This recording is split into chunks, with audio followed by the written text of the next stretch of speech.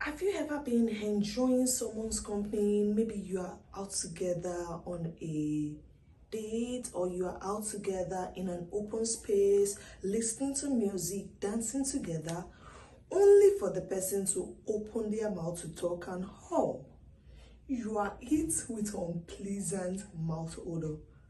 This can be awkward, right? I guess many of us may have experienced this. Mouth odor is something many people struggle with, but the good news is it's manageable. So in today's video, we'll be talking about the causes of mouth odor, its impact on our social well-being, and how to handle it to achieve fresh, confident breath. So whether it's improving your oral hygiene, adjusting your breath, or having a better understanding of medical explanation behind bad breath, I've got you covered. So bad breath, also known as halitosis, is caused by bacteria in the mouth. So when we eat and there are leftover food in our mouths, it can build up bacteria.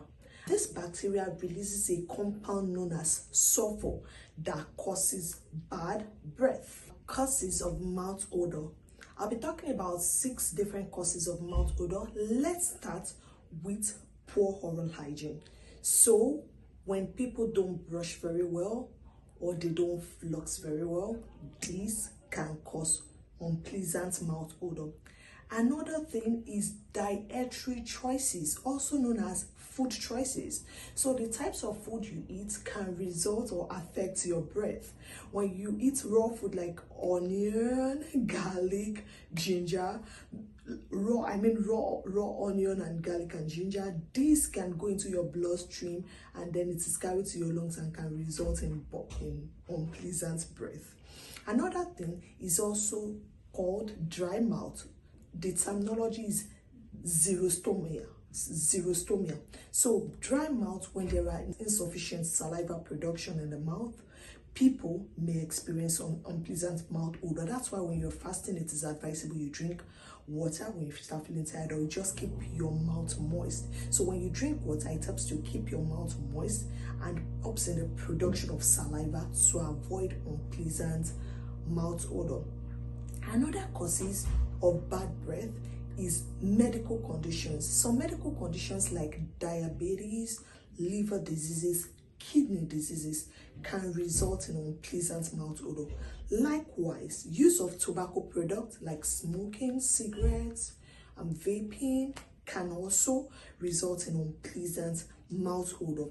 Also, some acute infection like respiratory infection, sinuses, stone in the tonsil. You'll notice that some people, when they have a runny nose, they have unpleasant breath. So respiratory infections can also result in unpleasant mouth odor. Oral condition like gum diseases, cavities, yeast infection in the mouth, poor fitting dental appliances can also result in mouth odor. How does mouth odor affect people's physical and psychosocial well-being? One, it can result in anxiety. People that knows they have unpleasant mouth odor may be afraid. They may be scared to talk when they are in the midst of other people. This can also result in very low self-esteem. So how do we tackle unpleasant mouth odor? The first thing is to maintain proper oral hygiene. You want to brush your teeth regularly, at least twice a day, in the morning and in the evening. Also, when you're brushing, you want to scrape your tongue. I tell my children, I tell them the tongue is the major part that smells. So you want to scrape your tongue very well. You want to clean your tongue as many times as you can as possible. And then you want to floss as often as possible, removing excess food particles that may be hanging around your gum, around your teeth. So maintaining proper oral hygiene is very, very important. The second point is to stay hydrated. As much as water is good for everything, it is also good to prevent unpleasant mouth odor. So you want to drink as often as possible. In what my previous video, I've explained how much water is required and recommended for daily drinking. So you want to drink at least 1,000 liters. And when the weather is very hot in summer, you want to drink at least 1.5 of fluid, keeping your mouth hydrated to avoid unpleasant mouth odor. Another thing is to check in with your dentist. The recommendation is to visit your dentist at least yearly.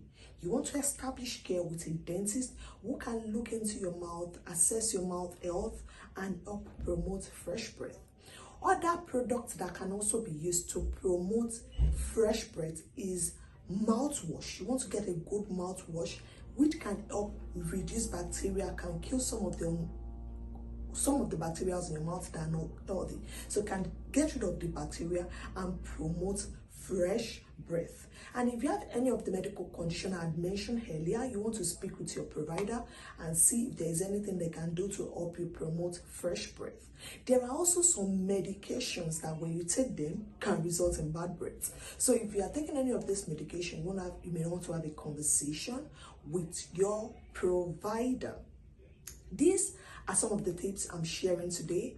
If you have any question, I would appreciate if you can put it in the comment section or reach out to me via text, via email. I will also appreciate if you can share with me what you learned from today's session. But till we meet on Health and Wellness with Olajumoke, I want to encourage you to stay healthy, stay positive. Bye for now.